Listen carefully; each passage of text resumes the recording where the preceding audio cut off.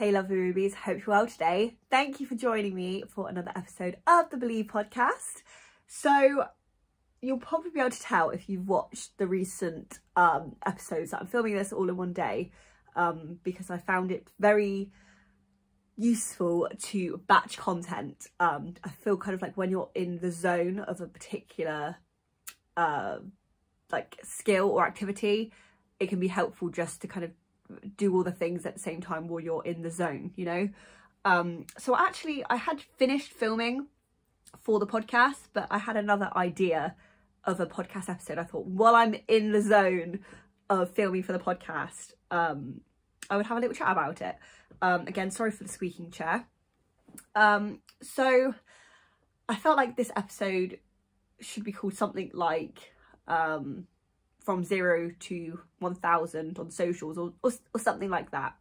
I would have put off kind of doing something like this maybe like a year ago because I wouldn't have felt so confident, but I feel like social media is actually probably one of my strengths nowadays, and I've had confidence through that through I just reached 1.1 thousand followers on my Facebook page, as well as being the social media manager for a fantastic organisation, All Right Mate, who are helping to normalise conversations around men's mental health, one art project at a time.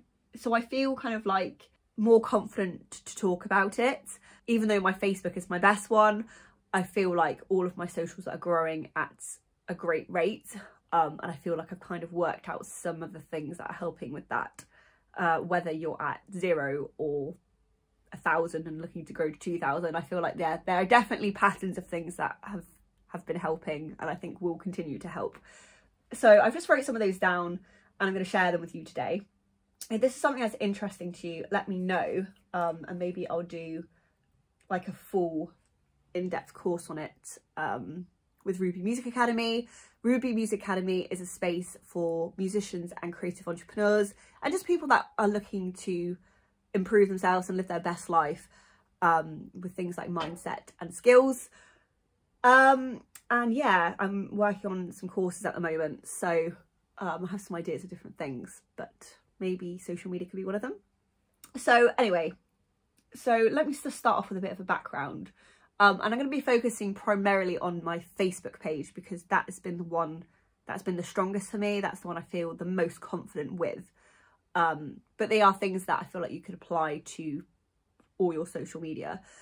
So starting with my Facebook page, I set it up years ago. So how old am I? I'm 26. I reckon I would have set it up maybe 10 years ago. Around 8 to 10 years ago. That's what I think. I reckon maybe somewhere around there. And nowadays obviously it's Hannah Ruby at hannahrubymusic, but back then I set it up as the Hannah TT music page. I didn't have any branding, I didn't have a name, it was just me,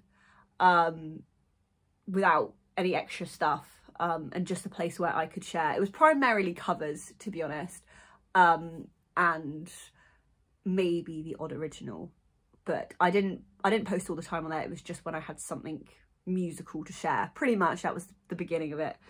And yeah, here we are this time later, and I've grown it. And I think this is the thing as well, is that you kind of look at things. I mean, don't get me wrong, like I still want to go on and achieve so much more, but you know, back then I would have been like 1,000 followers, like that would have just been out of like always out of the question. I would have just never dreamed I would have hit 1,000. Like my first goal was like, I don't know, 50 or 100 followers or whatever, and I'm just so grateful for every single person that supports me.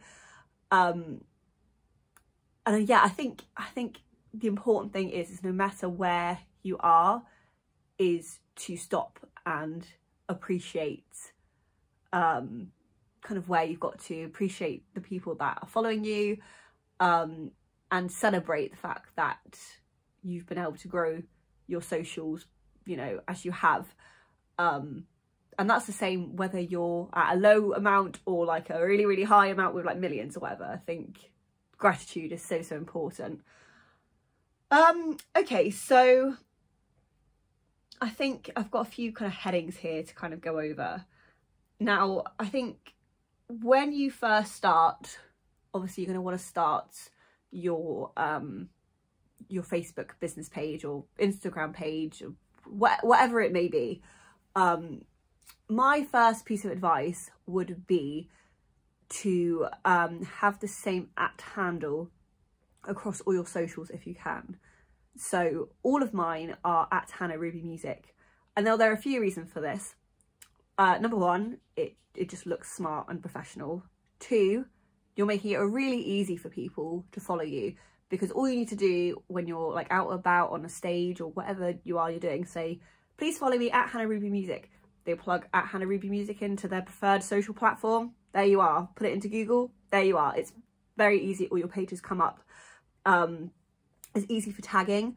There's been a lot of times when I've gone to tag people, businesses or whatever in posts, and they have different @handles across their pages, and it can be really difficult to find them unless I get on my computer where you can actually see in the URL what their handle is, because it doesn't tell you on the phone, and you have to get it just right, particularly on Facebook, for it to tag them.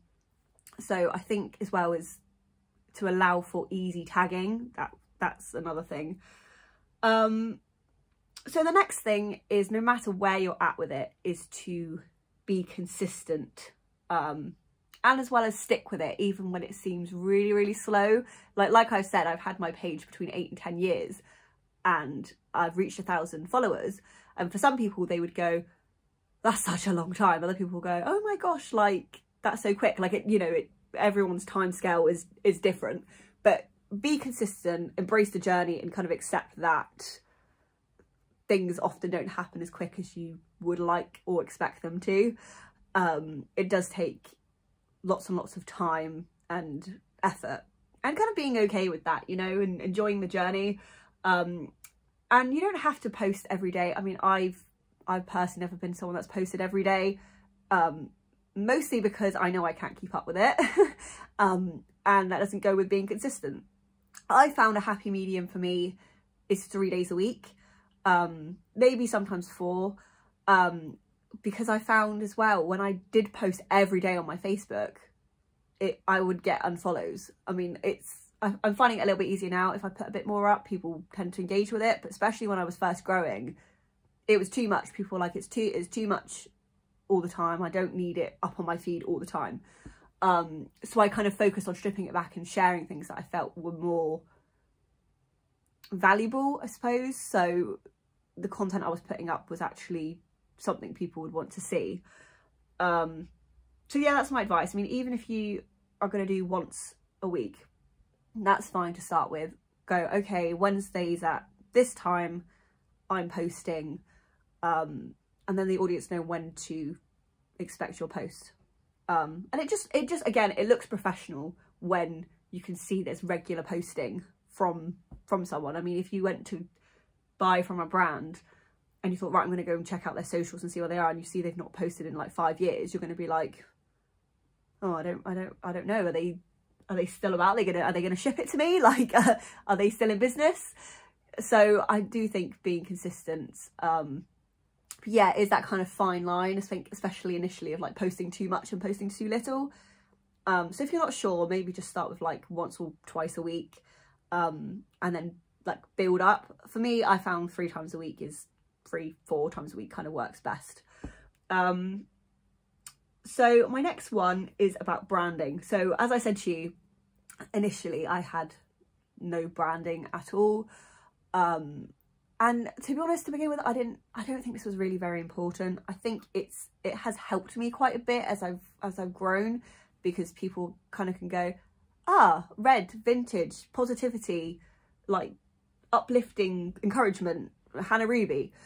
And I'm very like, I'm easily identifiable, rather than people going, oh, it's another singer-songwriter from this place.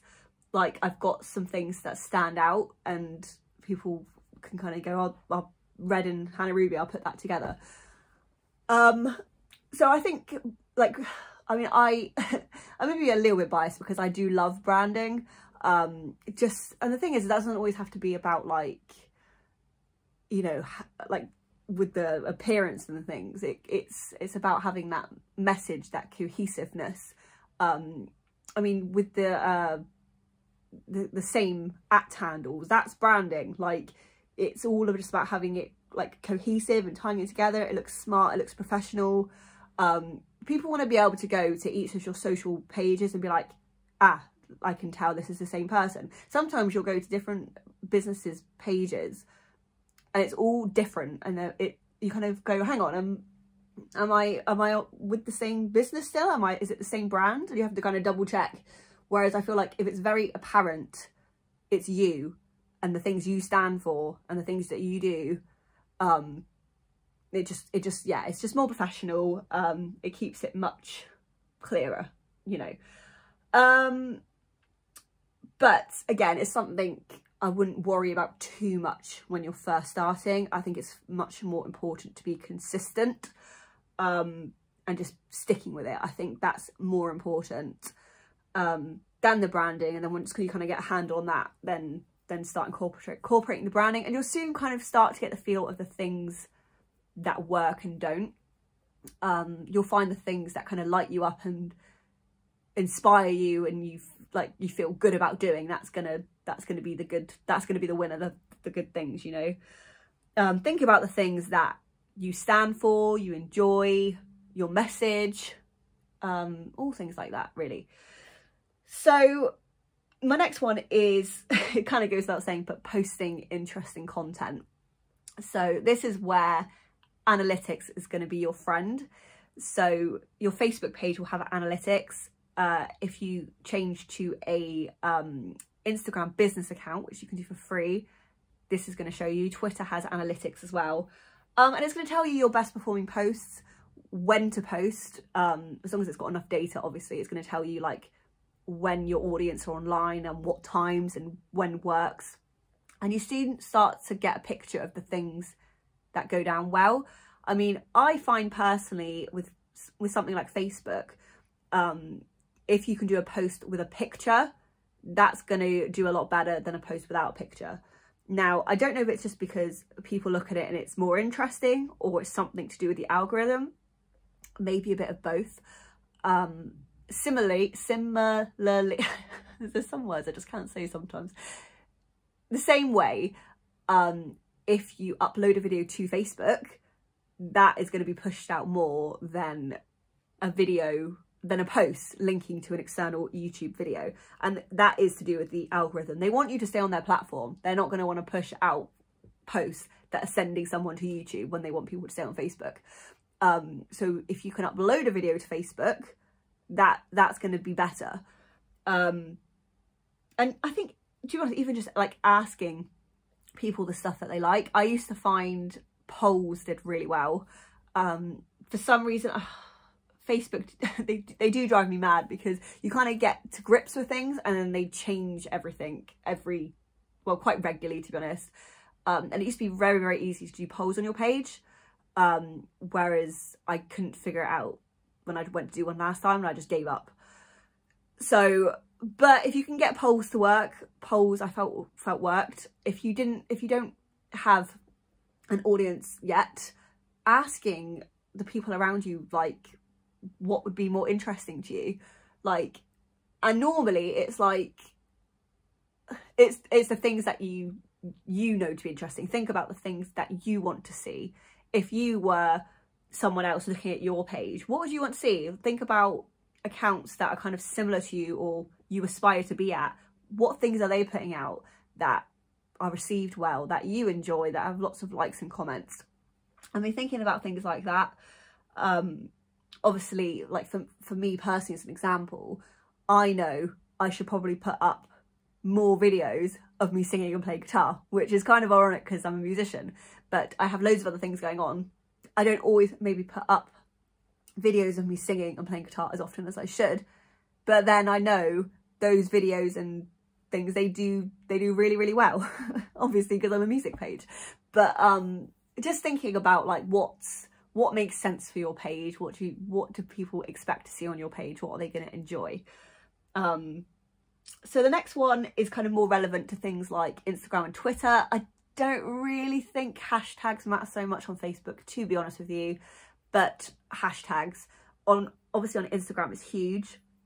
And thinking carefully about the hashtags that make sense for your post, what hashtags are trending. Obviously, don't be one of those annoying people that use a trending hashtag about something completely irrelevant. We've all seen those posts, they're really annoying. They have nothing to do with the hashtag. So obviously choose ones that make sense for your post. But then it's reaching out to people that are following those communities and are like, oh, cool. And, you know, otherwise they might not have come across your amazing piece of content that they're like, I really resonate with that and I really enjoy that, you know.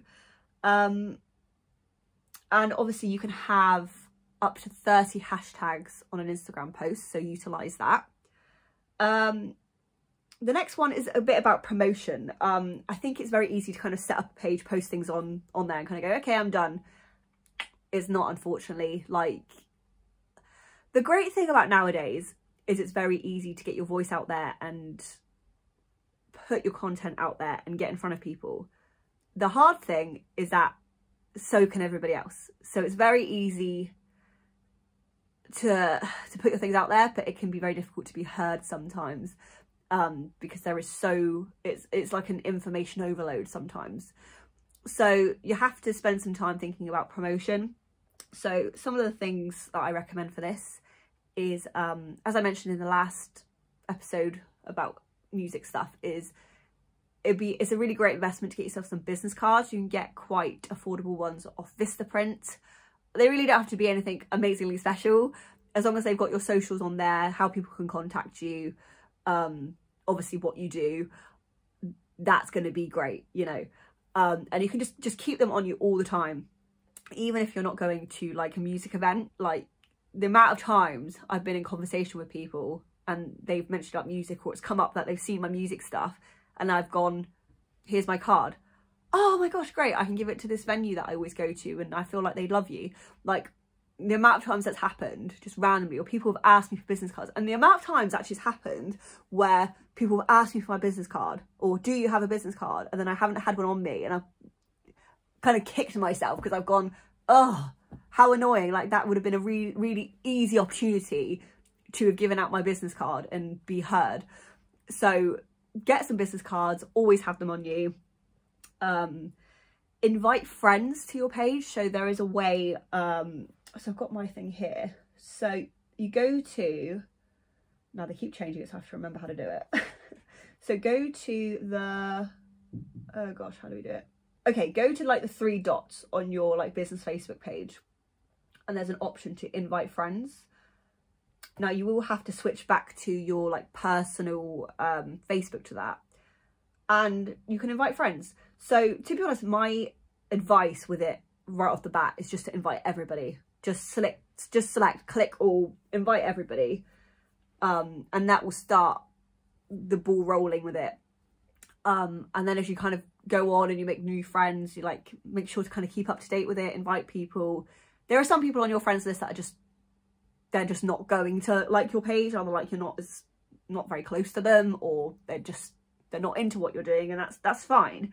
But yeah, it's another opportunity. Is like, if you can see that you've got a friend that hasn't been invited to like your page, you think there's a good chance that they will support you on it, they might enjoy it, invite them. I think the invite friends function is very underutilized. It's really really great, because the thing is people aren't just going to know your page exists, and similar, oh gosh, I should stop using that word. In the same way, by sharing your page onto your personal Facebook and going, you know, I've got a new page, I'd really love it if you guys could go check it out, please like it, it'd be much appreciated, thanks so much. Now I've done that a few times, usually when I've kind of been about to hit milestones, and it's actually helped me hit milestones like 200, 500, 1000. I'm only 2 likes away from 1000, please could you help me out? And yeah, most of the time people have no problem and they'll like it. And and usually stay as well, which is really great.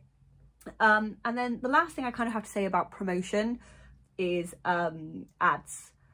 So obviously the one I've had most success with is Facebook ads. Though Facebook and Instagram are kind of like a linked entity because they're owned by the same thing. But I've managed to get loads of likes through Facebook ads. And to be honest, YouTube ads as well. I've had a lot of views. I've had like a big increase in subscribers through YouTube ads. And it was something I put off for the longest time because I know it sounds kind of like ridiculous, but I kind of felt like, I don't know, I felt like a bit of a fraud. I was just like, well, if I was good enough, I wouldn't have to pay to get people to come and like my page. Whereas I view it completely differently now. It's paying for the opportunity to be seen and be heard, because like I said, there is so much noise in the world now that I mean, it used to be that you could kind of put things out and you could share it, and you know, you'd have a good chance of being heard and you'd be able to build up your followers much more easily. Whereas nowadays I feel like there's so many people trying to do the same thing that it is quite a good investment to pay to have your posts have a boost, you know. So I'll only actually do this on things that I think represent like the best of my stuff. So if like I have a music video release, I'll do an ad maybe on the music video itself or like a teaser for it. I often do giveaways for my new song releases. So I will do an ad on the giveaway. If you, I don't know, like this post, comment this post and watch my new video, you'll be entered into the giveaway. And I've had many new followers through that. So things like that. The next thing is respond to comments and people sharing your post. Make sure to engage and interact with people. I know this can be quite difficult initially because you kind of feel a bit awkward. And don't get me wrong, I still have many times like that. I know a lot of people swear by the like follow for follows type stuff and commenting loads of stuff on people's posts and stuff. I don't always feel so comfortable with that because I don't know, like it's not a way that's kind of felt right for me. Like I'll comment obviously on like relevant things and like friends posts and or people I know of and music groups I follow, but for me it's never really worked to just go and comment on some random stranger's thing. And it, for me personally, it's really annoying actually when I get some random account go through like most of my Instagram, liking everything, following it, and then going DM me for this or whatever. I find it quite annoying because I know in like a day or two they're going to unfollow me because they've only gone through all my stuff, sent me a load of notifications liking everything, and followed me because they want me to follow them. And quite a lot of the time it's not actually even relevant to me and music and stuff. So yeah, I don't really like it, but different things work for different people. But yeah, make sure you do respond to the comments people leave on your post. If they reshare your post and your content, make sure to thank them. And that kind of leads me on to my last point, which kind of wraps right back around to the beginning, is to just celebrate and just really appreciate and thank the people that are following you and supporting you. That's really important. And I mean, this is not something you have to do, but I really like doing giveaways when I do releases. I like offering free things to people. It's like a free digital download of some things I created for signing up to my newsletter, and just really make people feel appreciated and important, because they are. You know, treat other people how you want to be treated. Everyone wants to feel special and valued. And just really make sure that your audience know that, how much they're appreciated and valued. So that's everything from me today about growing your social media. It's actually went on quite a long time. I had quite a lot to say about that. Please give me a follow online if you'd like to keep up to date with everything, at hannahrubymusic, or at Ruby Music Academy to keep up to date with advice and tips around mindset and skills related to music and creative and entrepreneurship and stuff like that. Just living your best life and being positive. So yeah, that's it from me today, and I shall see you next time for another episode. See you later, lovely rubies. Bye bye.